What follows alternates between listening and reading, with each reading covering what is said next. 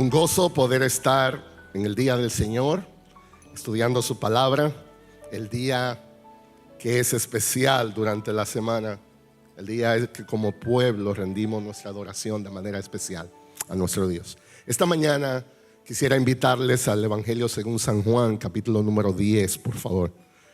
Evangelio según San Juan, capítulo 10. Hemos titulado el sermón La puerta hacia una vida abundante. Evangelio según San Juan, capítulo número 10. Voy a leer del verso 1 al 10. En verdad os digo, el que no entra por la puerta en el redil de las ovejas, sino que sube por otra parte, ese es ladrón y salteador. Pero el que entra por la puerta es el pastor de las ovejas. A este le abre el portero y las ovejas oyen su voz. Llama a sus ovejas por su nombre y las conduce afuera. Cuando saca todas las suyas, va delante de ellas y las ovejas lo siguen porque conocen su voz. Pero a un desconocido no seguirán, sino que huirán de él porque no conocen la voz de los extraños. Jesús les habló por medio de esta alegoría, pero ellos no entendieron qué era lo que les decía. Entonces Jesús les dijo de nuevo, en verdad os digo, yo soy la puerta de las ovejas. Todos los que vinieron antes de mí son ladrones y salteadores, pero las ovejas no les hicieron caso. Yo soy la puerta. Si alguno entra por mí, será salvo, y entrará y saldrá y hallará pasto. El ladrón solo viene para robar y matar y destruir, pero yo he venido para que tengan vida y para que la tengan en abundancia. Como una introducción, lo que nosotros encontramos aquí en este texto es lo que en literatura se conoce como una alegoría. Es una comparación, es un ejemplo que Jesús usó para ilustrar a sus discípulos y a aquellos que estaban ahí su rol como un buen pastor. Y esta es una de las imágenes de palabras más hermosas que encontramos en la Biblia, sobre todo en el Nuevo Testamento. En este capítulo 10 de Juan, en realidad los teólogos coinciden en señalar que es una simple continuación del capítulo número 9. No hay nada de cambio. Es el mismo día, es la misma escena, está la misma gente y Jesús está respondiendo a un mismo evento. Es exactamente lo mismo. ¿Qué pasó en el capítulo 9?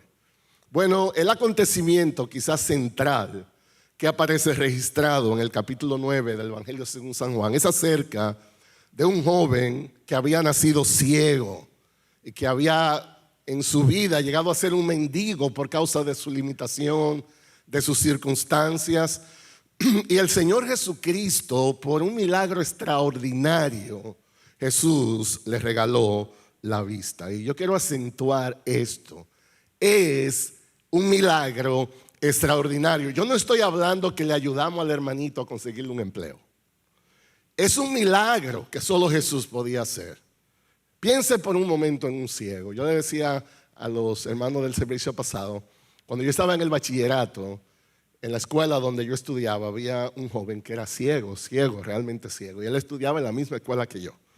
Y él usaba unas herramientas, no sé cómo era, pero él recibía educación normal, como todo el mundo. Era muy inteligente. Y yo aprendí mucho con él. Me tocó 2 años, básicamente, compartir mis días con él. Y a veces él me decía, Luis, hoy es un día hermoso. Y yo, dice, ¿es un día hermoso o no es un día hermoso? Él se llama Sergio. Sergio, es un día muy bonito. ¿Cómo es el día hoy? Y yo decía, bueno, el cielo está azul. ¿Y cómo es el azul? Entonces, ese era mi día a día. Y yo decía, bueno, tú sabes que hay colores. Y entonces hay diferentes colores. Pero era para mí una experiencia tan edificante de entender la bendición de poder descifrar los colores, la belleza de la naturaleza. Yo recuerdo que mi mamá a veces decía cuando salíamos los dos, no vengan muy tarde, que se haga de noche. Y yo decía, pero para él siempre es de noche. O sea, él no distinguía nada, pero era una de las personas más inteligentes porque él sabía las localizaciones. A veces andábamos en un vehículo y él decía, esa es la próxima esquina que hay que doblar. Y eran distancias largas. El punto es que fue muy impactante para mí ver que yo no tenía ni siquiera manera de poder explicar eso. ¿Pueden ustedes imaginarse a este joven aquí? Y el problema es que los líderes no respondieron bien. Tanto Jesús como este joven mendigo fueron duramente confrontados por los religiosos de aquel entonces. Era una inexplicable reacción de esta gente. Fueron indiferentes a este joven, odiaron a Jesús por eso. Ellos estaban tan endurecidos en ellos mismos que ellos no podían concebir algún bien fuera de sus propios términos. Señores, un ciego fue sanado por Jesús y ellos, en vez de celebrar, lo que hicieron fue cuestionar. Habían dos cosas de manera particular que eran inaceptables para los líderes de aquel entonces con relación a ese milagro. Primero, ¿quién lo sanó? Fue Jesús quien lo sanó. Para ellos Jesús era un hombre pecador. No había manera de conciliar el poder con un hombre. Segundo, ¿cuándo lo sanó? Lo sanó en un día de reposo. Y ellos tenían eso como un día religioso que se excedían a lo que la Biblia hacía. Impresionante. Dios mostró su poder devolviendo la vista a un ciego. Y esta gente no pudieron celebrar. En vez de orar, dar gracias, ellos sometieron a ese joven a un cuestionamiento interminable. Pero su necedad no podía pasar desapercibida. Era impresionante. Ellos le dijeron, ¿cómo pasó? ¿Qué te hizo? ¿Qué te dijo? Y de hecho ellos dijeron, puede ser que esto sea un engaño. Ese joven no nació así ciego. Y ellos empezaron a cuestionar a los familiares. Era una dinámica fascinante de eso, pero lo más fascinante para mí, llega un momento donde ellos vuelven a interrogar al joven y parece que ya está un poco cansado. Escuchen esto. Dice Juan 9:24, por segunda vez llamaron al hombre que había sido ciego y le dijeron, da gloria a Dios. Nosotros sabemos que este hombre es un pecador. Es decir, Jesús es un hombre normal, pecador, no puede hacer eso. Da gloria a Dios, di algo, testifica. Y dice el joven, bueno, si es pecador, yo no lo sé. Estamos hablando de un hombre sin escuela. Y estos eran los eruditos de la época. Dice, si es pecador, yo no lo sé. Una cosa yo sé, que yo era ciego y ahora veo. Para la persona, esto no es muy complicado, no hay que ir a Harvard. Esta mañana yo no veía. Y ahora yo veo, resuelvan ustedes su problema. Pero no podían negar la evidencia de una bendición. Pero eso no terminó bien. Al mendigo lo expulsaron de la sinagoga y a Jesús trataron de matarle. Entonces, en este capítulo 9, en cierto sentido, los principales personajes son los líderes religiosos de aquel entonces. Falsos profetas, falsos pastores que devoran a su gente. En contraste a eso, entonces aparece el capítulo 10 de Juan. ¿Cuál es la escena? Están los mismos discípulos, están los mismos fariseos, está el mismo mendigo sanado y están ahí los judíos que se habían reunido en la ocasión. Y lo que Jesús ahora hace es un contraste impresionante entre lo que es su ministerio y lo que son esos falsos profetas. Jesús está muy interesado en demostrar la falsedad de esta gente, la crueldad de esos líderes religiosos. Y la manera como Jesús lo hace es declarando lo que Él es. Una de las sentencias más hermosas en este capítulo, el Señor Jesús dice, yo soy el buen pastor. Y el buen pastor da su vida por sus ovejas. Y es como si Jesús dijera: lo que ustedes acaban de hacer con ese joven es una evidencia de que sus intereses son falsos.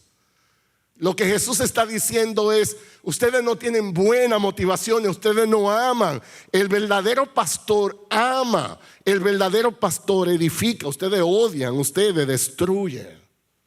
Entonces este pasaje aquí en Juan 10 es una de las más preciosas imágenes de lo que Jesús es a cada creyente. Jesús es un pastor amante de sus ovejas, un pastor que guía, un pastor que cuida, un pastor que suple a las necesidades de los suyos. Y Jesús usa la imagen de un pastor real, de ovejas reales, porque era algo muy común para la gente que estaba escuchando ahí. Tal vez nosotros hoy leemos eso y como que nos suena poco familiar, pero cuando Jesús usa los términos pastor, ovejas, redil, ellos entendían muy bien de qué Jesús estaba hablando. Es como si yo hoy hablara del carro de concho, de los motoristas, del tapón en la 27. Todo el mundo aquí va a entender de qué estamos hablando. Entonces, lo que llama nuestra atención es que casi en el clímax de esa exposición de Jesús, como un resumen de ese contraste entre lo que Él es y esos falsos profetas, Jesús hace una de las más impactantes declaraciones que jamás hayamos podido escuchar. Jesús dice en el verso 10: el ladrón solo viene para robar y matar y destruir, pero yo he venido para que tengan vida y para que la tengan en abundancia. La pregunta es: ¿a qué tipo de vida se estaba refiriendo Jesús aquí? La pregunta es: ¿cómo luce en la práctica esa vida abundante? ¿Cómo puedo yo cultivar la vida que Jesús promete aquí? Por tanto, lo que deseamos al examinar nuestro pasaje es que podamos ser estimulados al entender mejor lo que significa que Jesús es un buen pastor, pero al mismo tiempo lo que deseamos es ser desafiados a procurar esa maravillosa promesa de una vida abundante en Él. Y la manera como lo vamos a hacer es: primero vamos a explicar el texto. En segundo lugar, vamos a considerar exactamente qué significa esa promesa de vida abundante. Y finalmente, algunas lecciones prácticas a manera de aplicación. Estamos siguiendo muy de cerca un material del pastor John MacArthur en cuanto a esto. Vamos a el versículo 1 y 2 aquí en Juan capítulo 10. En verdad os digo, el que no entra por la puerta en el redil de las ovejas, sino que sube por otra parte, ese es el ladrón y salteador. Pero el que entra por la puerta es el pastor de las ovejas. Esa expresión, en verdad os digo, es muy común, sobre todo en el Evangelio de San Juan. Jesús la usaba como una anticipación de algo muy importante que iba a decir. Lo que usualmente sigue a esa declaración, en verdad os digo, es algo solemne, es algo especial, es algo contundente con relación a Él mismo o con relación a su ministerio. Dice Jesús: en verdad os digo, el que no entra en la puerta por el redil de las ovejas. Entonces encontramos la primera palabra, redil. Y es importante, para poder entender lo que Jesús está hablando, tenemos que entender esto. Un redil era un lugar que existía en cada villa allí, donde las ovejas eran llevadas a pasar la noche por un tema de seguridad. El redil tenía una sola puerta. La idea es esta: durante el día, el pastor estaba con las ovejas en el campo, cultivando el pasto y todo eso. Cuando terminaban su jornada, ya llegando la noche, el pastor llevaba las ovejas a este lugar llamado redil, simplemente para que pasaran la noche allí. Todos los pastores de la villa llevaban sus ovejas a este lugar. Entonces, cuando hablamos de redil, Lo primero que tenemos que pensar es en un lugar de protección. Habían diferentes ovejas de diferentes pastores que se quedaban en la noche en un mismo redil. Ellos además contrataban a alguien, un portero, para que pudiera vigilar durante la noche. Era el espacio que los pastores tenían para poder descansar. Ellos se pasaban el día entero con las ovejas y en las noches la llevaban allí, un portero cuidaba y ellos descansaban. Lo especial de todo esto es el proceso de salida y de entrada. Cuando las ovejas entraban al redil, era tan estrecho, era una sola puerta, que una sola oveja pasaba y el pastor examinaba cada oveja que entraba. El pastor conocía muy bien sus ovejas. Al amanecer, entonces los pastores regresaban, el portero le permitía acceso al redil y para salir simplemente el pastor hacía un llamado. Era impresionante. Había muchas ovejas de muchos pastores, sin embargo, las ovejas sabían muy bien cuando el llamado correspondía a su pastor. Era un llamado general y esas ovejas, por así decirlo, empezaban a salir. Entonces el pastor las conducía otra vez a los pastos. Allí pasaban su día y su jornada y ese ciclo se repetía continuamente. Y dice Jesús, cuando viene alguien y no entra por la puerta, dice el verso 1, sino que sube por otra parte, ese es ladrón y salteador. El problema que existía en aquel tiempo es que había ladrones que venían durante la noche y se saltaban la pared del redil. Ellos querían hacer daño y robar las ovejas, y esa es la ilustración que Jesús está usando aquí. Jesús dice, si no entra por la puerta es un ladrón, pero dice el verso 2, el que entra por la puerta es el pastor de las ovejas. Ese tenía la autoridad, ese tenía el privilegio de acceso, tenía el derecho. El portero jamás iba a permitir a otra persona accesar esas ovejas. Y eso es exactamente Cristo Jesús para nosotros hoy en día. Jesús es el gran pastor. Jesús tiene la autoridad. Jesús tiene el privilegio, el derecho de entrar y llamar sus ovejas y tomarlas consigo. Jesús es el Mesías prometido. ¿Quiénes son esos ladrones, salteadores hoy en día? Cualquier falso profeta. En aquel día eran los fariseos, los líderes religiosos. Ellos promovían el legalismo, promovían la hipocresía, desviaban a las almas sedientas de la verdadera fuente que era Jesús. A ellos no les interesaba nada de eso. De hecho, ellos se enojaban cuando alguien podía conocer de su Dios. Ellos estaban más interesados en establecer sus tradiciones que en permitir que Dios fuera glorificado por el poder de su palabra. Los falsos profetas han existido siempre, siempre existirán. Entonces, encontramos aquí a Jesús en un contraste con los líderes religiosos, los falsos pastores y profetas. Jesús aparece como el legítimo, verdadero pastor que entra en el redil para buscar y dirigir sus ovejas. Miren el verso 3 en adelante. Hablando de ese pastor, a este le abre el portero y las ovejas oyen su voz. Llama a sus ovejas por nombre y las conduce afuera.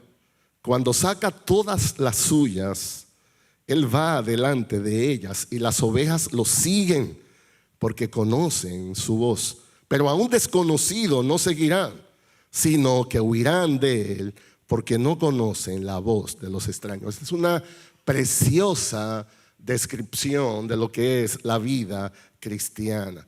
El portero permitía al pastor únicamente entrar a buscar su rebaño y las ovejas conocían la voz de su pastor.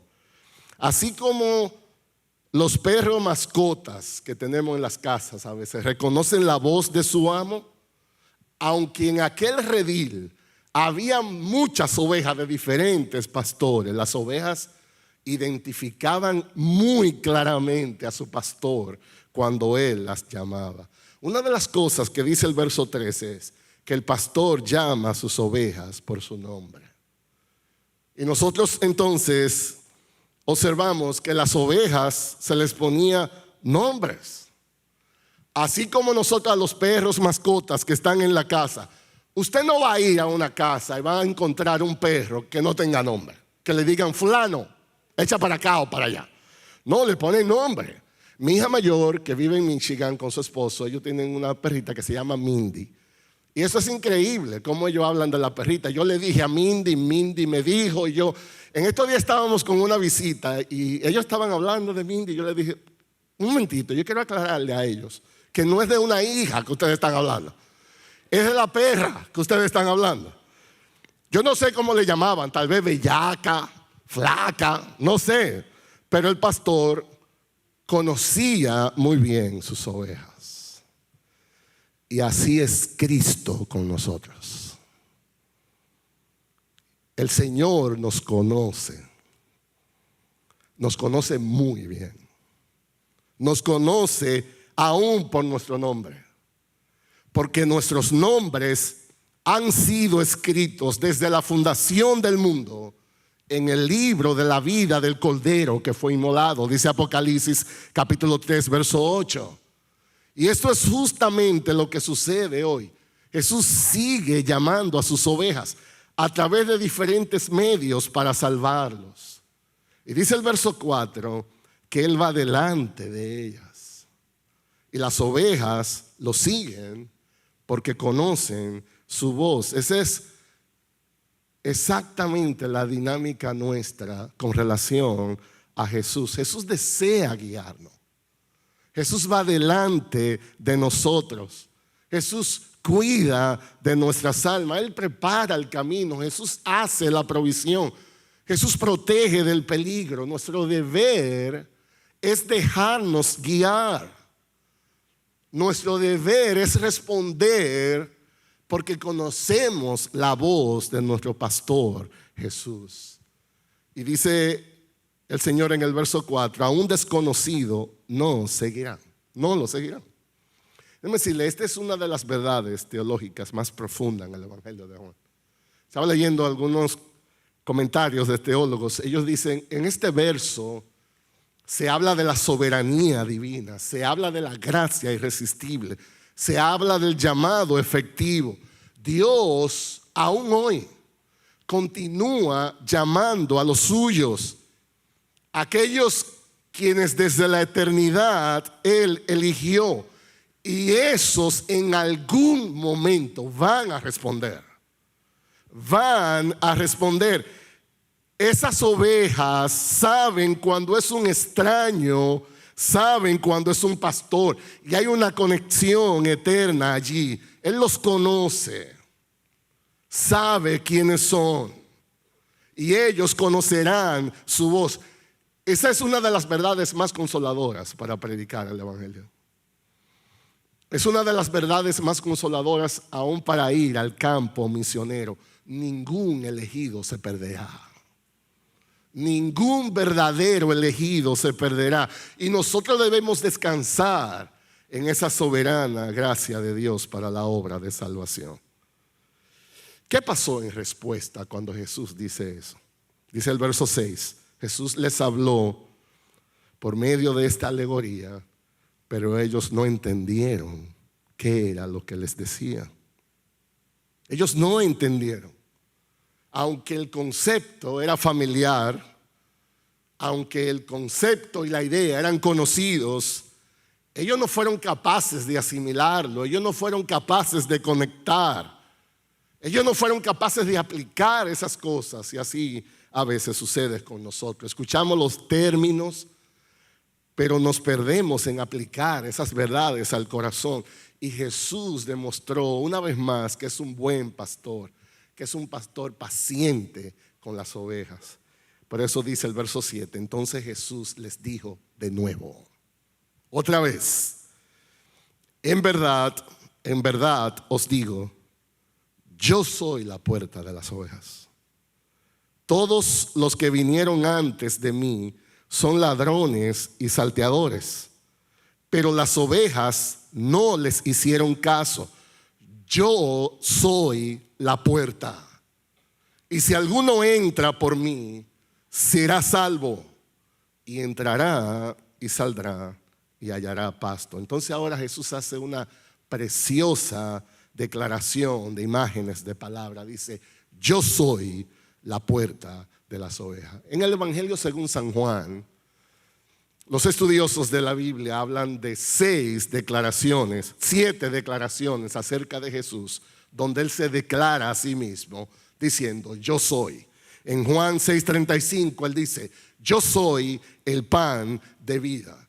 En Juan 8:12 dice, yo soy la luz del mundo. En Juan 10:11 dice, yo soy el buen pastor. Juan 11:25, yo soy la resurrección y la vida. Juan 14:6, yo soy el camino y la verdad y la vida. Juan 15:5 dice, yo soy la vid. Y aquí en Juan 10:9 aparece uno de ellos. Él dice, yo soy la puerta de las ovejas. Esa es una gran metáfora. Jesús dice, yo no solamente soy el pastor que entra a buscar las ovejas. En el aspecto espiritual, este es también mi rol. Yo soy la puerta, la única manera de entrar y salir. Yo soy la puerta. Y dice Jesús, y si alguno entra, será salvo. Salvo de la culpa, del dominio, de la condenación, del pecado. Salvo de una vida sin propósito. Jesús dice, yo soy la puerta y si alguno entra en mí será salvo. El mayor rescate que Jesús realiza es salvarnos de nosotros mismos. Nosotros somos nuestra principal amenaza. Y en un mundo como este, que promueve tantas falsas esperanzas, lo más fácil es levantar falsos ídolos. Todo lo que me promete dar felicidad, entonces lo compro y al final el resultado es engaño, al final el resultado es frustración. Jesús nos salva de la idolatría. Jesús nos salva de una vida vacía. Jesús nos salva de una vida sin propósito. Déjenme decirle, Jesús es la única puerta para una real transformación. Para una real transformación. Jesús es la puerta por la cual tú puedes salir de un reino de oscuridad. Y Jesús es la puerta para que tú entres en un reino de luz. Jesús es la puerta para que tú puedas salir de una vida de desesperación. Y Jesús es la puerta también para que tú entres a una vida de esperanza. Jesús es la puerta que te concede salir de esa esclavitud. Él te concede la manera de entrar a una vida de libertad. Jesús es la puerta para que escapes de una vida de confusión. Y Jesús al mismo tiempo te concede entrada a una vida con propósito. Jesús te saca del legalismo. Jesús te entra a una vida de gracia. Jesús te ofrece una puerta para que salga de una vida que está demasiado enfocada en lo temporal y pasajero.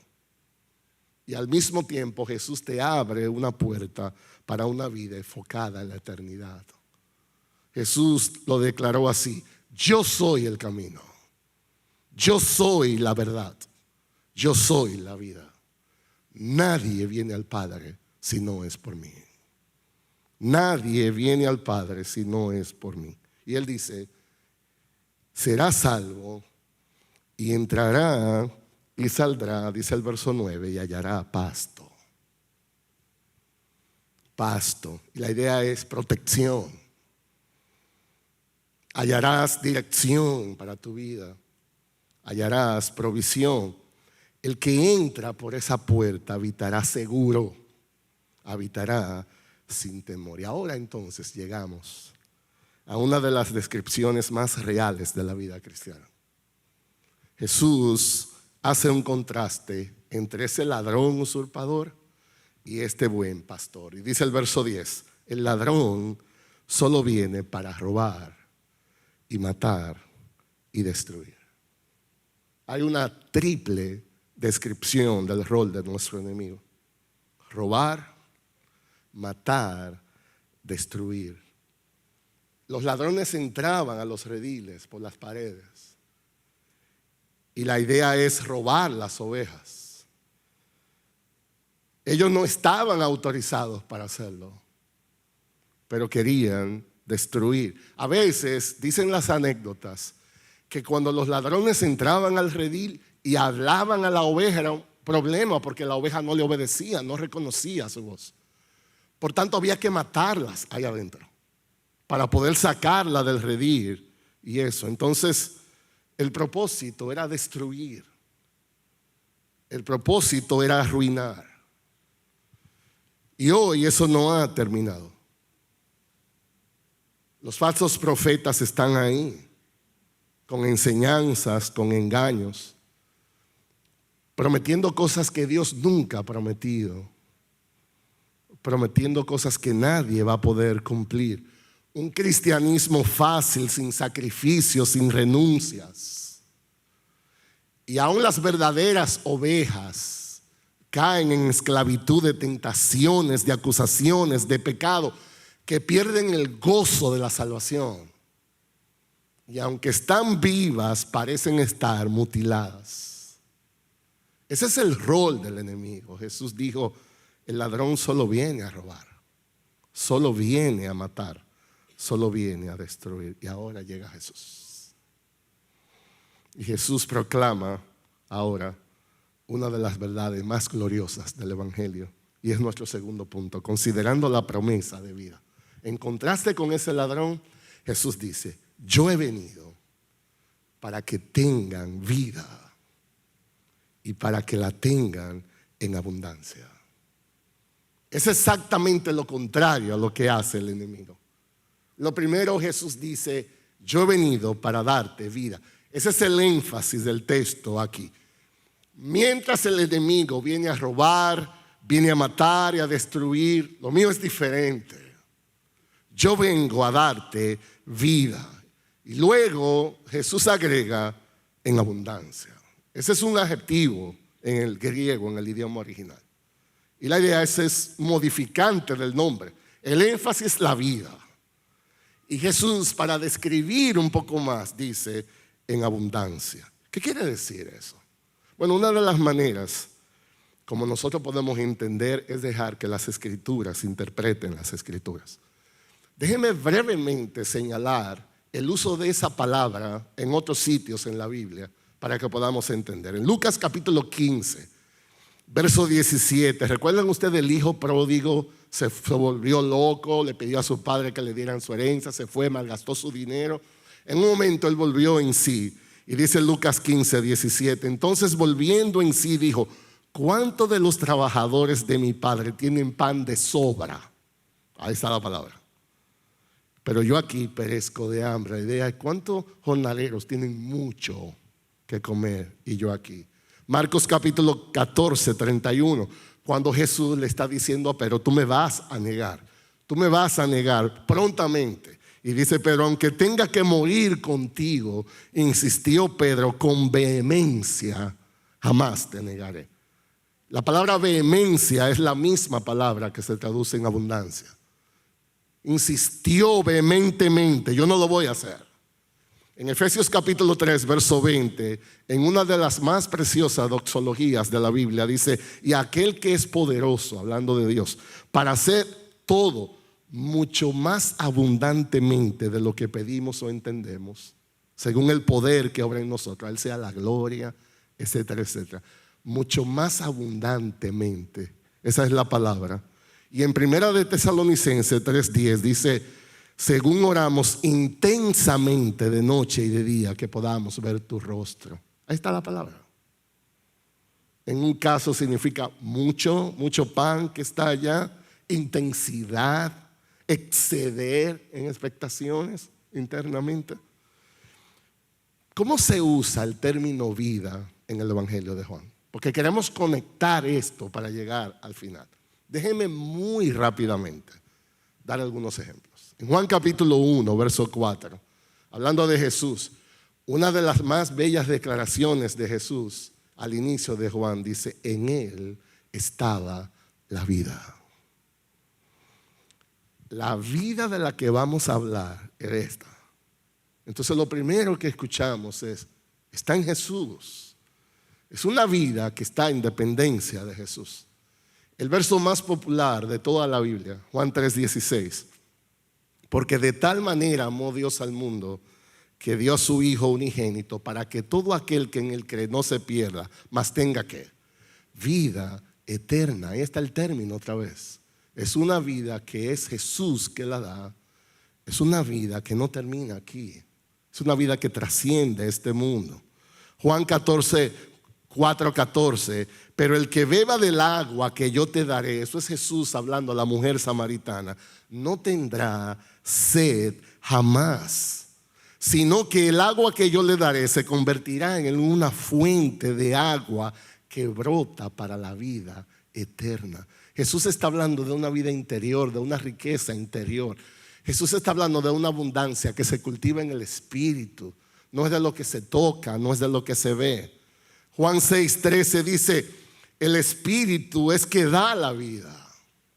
La carne para nada aprovecha. Las palabras que yo os he hablado son espíritu y son vida. Jesús dice, lo que te hablo, mis palabras, esa es la vida de la que te quiero dar. Juan 6:68, Simón Pedro respondió al Señor, ¿a quién iremos? En un momento cuando Jesús le dijo, si están cansados, váyanse. ¿A quién iremos? Tú tienes palabra de vida eterna. Tú tienes algo que decirnos que puede devolvernos la vida. Y Juan 12:25, el que ama la vida la perderá, y el que aborrece su vida en este mundo la conservará para vida eterna. Entonces, si ponemos todo eso en una batidora, ¿qué es lo que Jesús está diciendo aquí? Bueno, el énfasis no es en cosas temporales. El énfasis primario no es en cosas materiales. Es una vida asociada con lo que Jesús está hablando en el contexto. Jesús es la vida. Jesús no quiere simplemente salvarnos. Ya el Sol lo dijo en el verso anterior. Yo soy la puerta, el que por mí entra será salvo. Pero eso no es todo lo que quiero hacer. Quiero darte una vida que exhiba que ha sido impactada por esa salvación. Quiero darte una vida abundante. Es una vida que Él promete que solo Él puede dar. No es una vida libre de aflicciones, no es una vida donde se nos complace en todo lo que deseamos, sino una vida que abunde en los frutos del Espíritu, amor, gozo, paz, paciencia. Es una vida de satisfacción, es una vida que solo se alcanza en Jesús. Es una vida tan abundante que puede permanecer hasta la vida eterna. Lo que Jesús está hablando es de Él mismo. Jesús es esa vida. Es Él mismo. Es su palabra. Es su espíritu. Es una vida abundante que requiere estar unido a un Salvador. Y su nombre es Jesús. Jesús es la vida. Su palabra puede darnos vida en los momentos de más dificultad. Yo compartía con el grupo anterior que una de las experiencias en mi vida donde yo viví esto en colores en 3 dimensiones. Fue en marzo del año 2006. Un hermano de nuestra congregación en Santiago, llamado Máximo Cid, se le detectó una enfermedad muy particular en la médula ósea. Los científicos llamaban esa enfermedad una anemia aplástica. Y eso ocurre cuando la médula ósea deja de producir la cantidad suficiente de células sanguíneas nuevas. Es una enfermedad que afecta a 2 personas en no sé cuántos millones de personas en el mundo. Una enfermedad muy extraña. Se hicieron las gestiones del lugar y el caso fue tan interesante que llamó la atención de la comunidad internacional. Los Estados Unidos se interesaron en el caso y ellos proveyeron todo el soporte económico para que Máximo fuera llevado a los Estados Unidos. Él fue ingresado en el Instituto Nacional de Salud que queda en Bethesda, Maryland, eso es cerca de Washington, Estados Unidos. Para que ustedes tengan una idea, ese hospital es el hospital de investigación biomédica más grande del mundo. Yo estuve chequeando en el internet, para ser preciso aquí, y este año su presupuesto fue de 37 billones de dólares.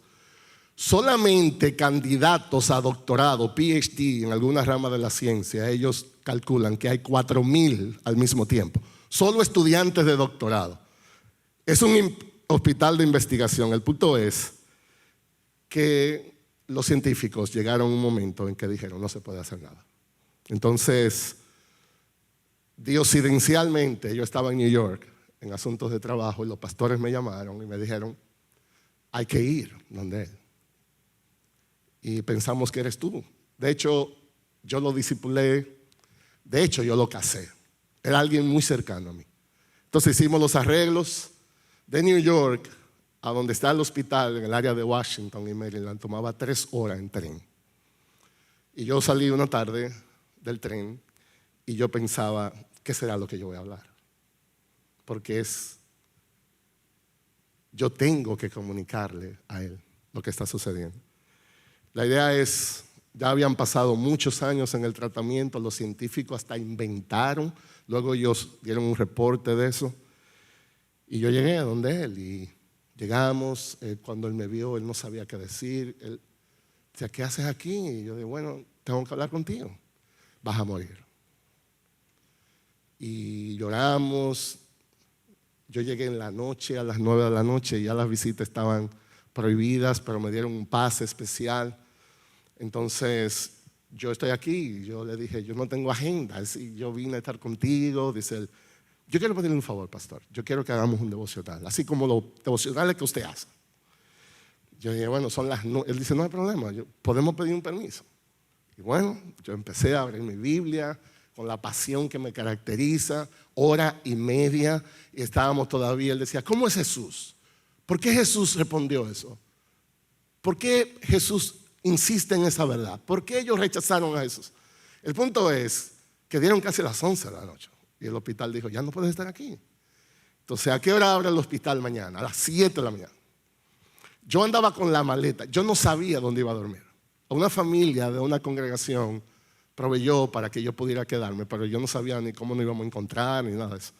El punto es que al otro día yo estaba a las 7 ahí. Entonces, cuando iba entrando, encontré el médico de cabecera del caso, un científico, y él dijo, usted es el pastor, que mucho gusto, mire, déjeme decirle, bueno, y me dijo muchas cosas. Entre estas me dijo, el caso ha resultado de uno de los impactos de avance en la investigación más significativos que hemos tenido, y queremos hacer una obsequio o algo. Nosotros queremos dar ayuda económica, nosotros vamos a encargarnos de todos los gastos, de todo lo que esto pueda incluir, pero hemos escuchado que él lo quiere mucho y queremos hacer una atención con usted también. Esto es lo que hemos decidido. Nosotros queremos que usted se lleve a Máximo al mejor restaurante que haya en el área, Washington o Maryland, donde sea. Él va a tener un chofer especial y no hay ningún inconveniente. Su condición física no es contagiosa, no es nada de eso. O sea, él hablaba así como yo estoy hablando. No hay nadie que se está muriendo y no puede hablar. Pero sáquelo, tengan un buen tiempo, nosotros vamos a suplir de todo. Bueno, yo entré a mi habitación y yo le dije a Máximo, te tengo una buena noticia. vamos a ir al mejor restaurante que tú te puedas imaginar. Vamos, chofer. Y él dijo, yo no quiero ir. Y yo, pero tú no me estás entendiendo lo que yo te estoy diciendo. Era alguien de mucha confianza para mí. Estamos hablando de que podamos elegir. Y él me dijo, ¿qué restaurante, qué comida podrá ser mejor que esta palabra? Yo quiero más de Jesús. Y yo duré 2 días con él. Y créanme, yo no me canso de estudiar la Biblia, pero yo me cansé con eso. Era impresionante su sed por conocer de la palabra. Y estas fueron sus palabras. Él no murió ahí mismo, murió 2 semanas después. Cuando yo me despedía,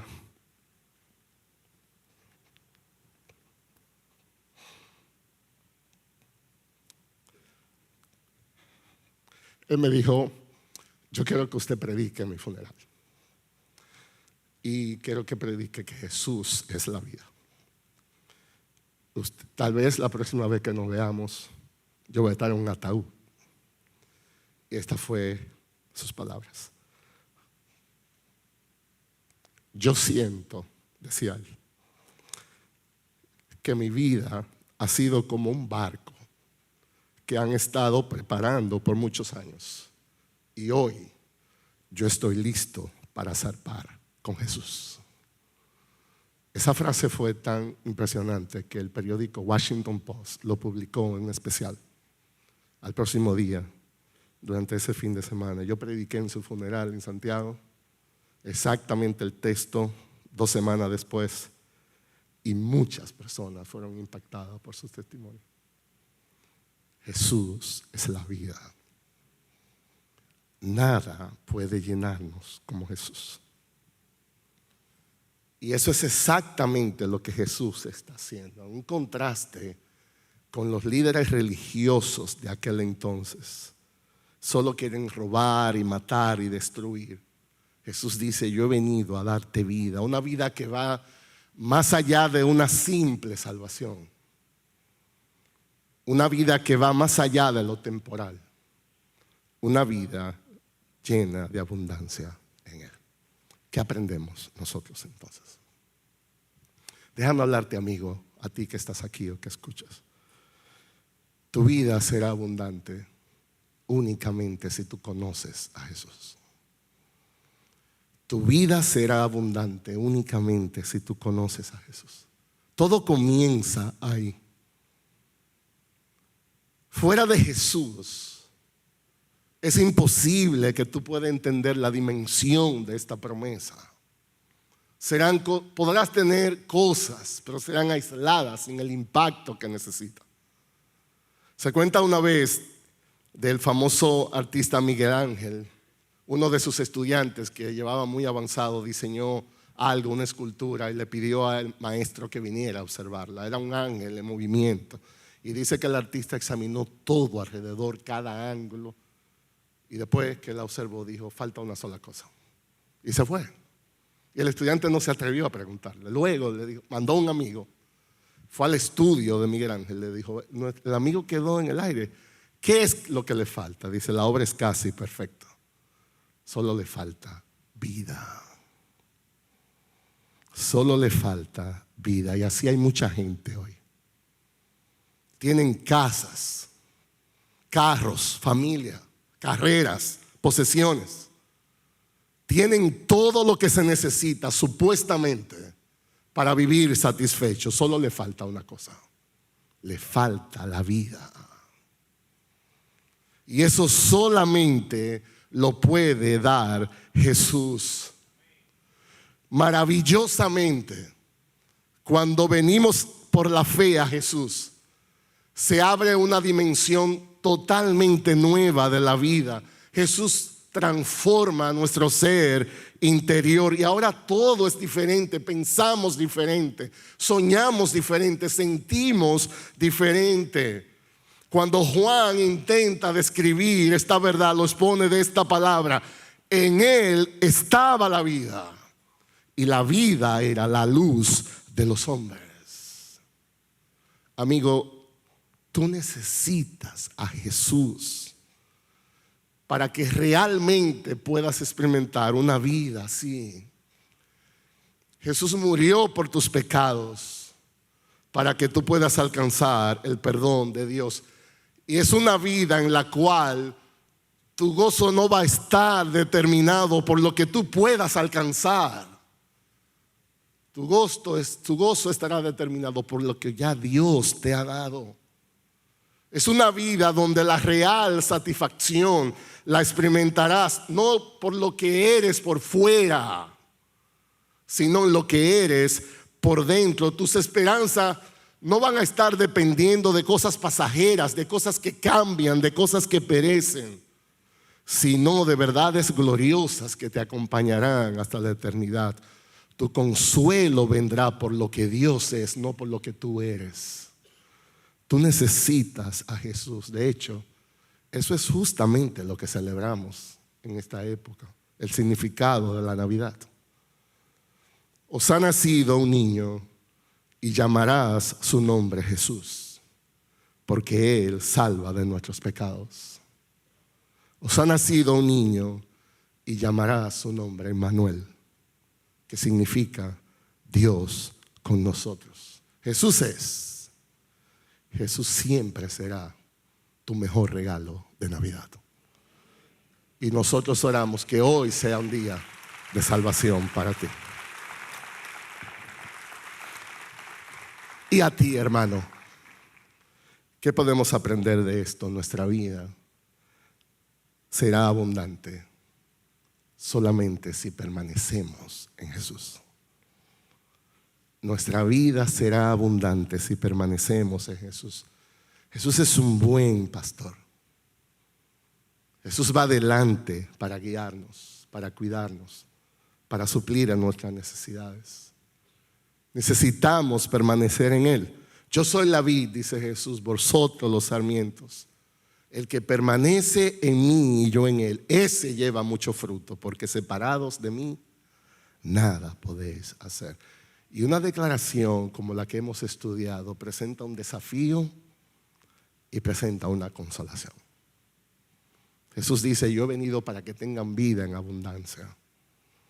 Y eso es un desafío para nosotros. Jesús no fue a una cruz para que vivamos vidas mediocres. Sus promesas son demasiado gloriosas para que vivamos con tanta indiferencia a las cosas eternas. Su fidelidad es demasiado evidente en nuestras vidas para que vivamos con tan poca gratitud. Su luz es demasiado intensa para producir tan poco impacto en aquellos que están a nuestro alrededor. Necesitamos una vida que esté saturada de la palabra.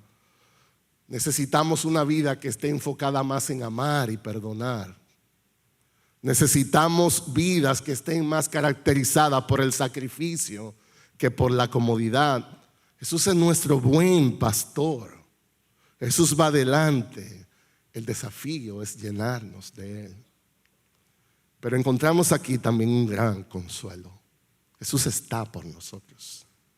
Yo no sé cuál será tu condición en un momento como este, pero yo quiero recordarte, Jesús cuida de ti. Él es un gran pastor. Él está guiando tus pasos. Jesús conoce perfectamente tus necesidades. Jesús comprende tu dolor.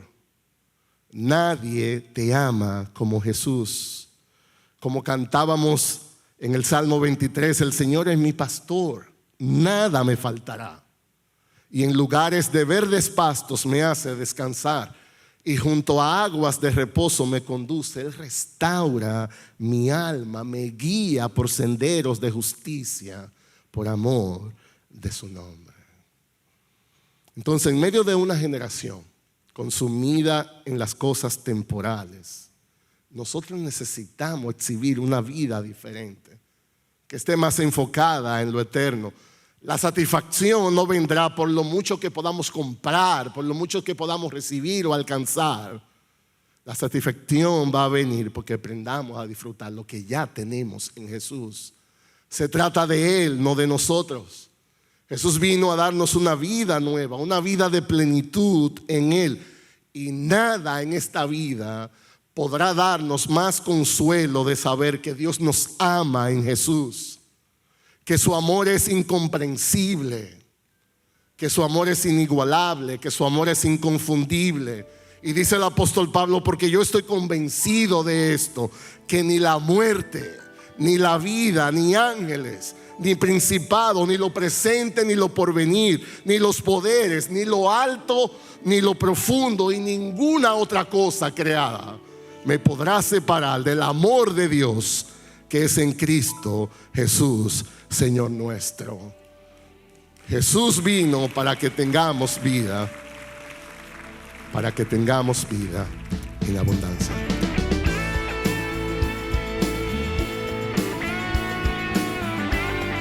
Esta es una producción que llega hasta ustedes gracias a los aportes de individuos y empresas comprometidos con la defensa de la fe. Para más información, preguntas y comentarios, visite nuestra página de internet www.integridadysabiduría.org.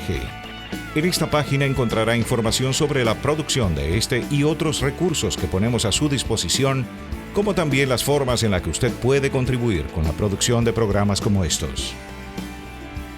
Les invitamos nuevamente a visitar nuestra página de internet www.integridadysabiduría.org. Será hasta la próxima, cuando nos reencontremos en su palabra.